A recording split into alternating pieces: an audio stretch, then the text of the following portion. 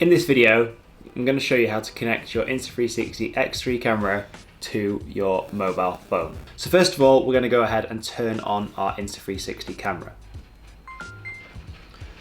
So the camera's turning on. And then what you're going to want to do is open the Insta360 app on your phone. And at the bottom of the screen, you're going to click the yellow camera button. Now, I've already connected this camera to my phone before, so it recognises it as soon as press join. You've got to make sure your Wi-Fi is turned on. Take note of that. There we go. And once it's connected, you are good to go.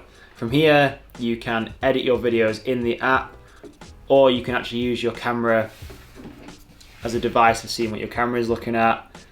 And that's pretty much it. That's as simple as it needs to be to connect your camera to your phone.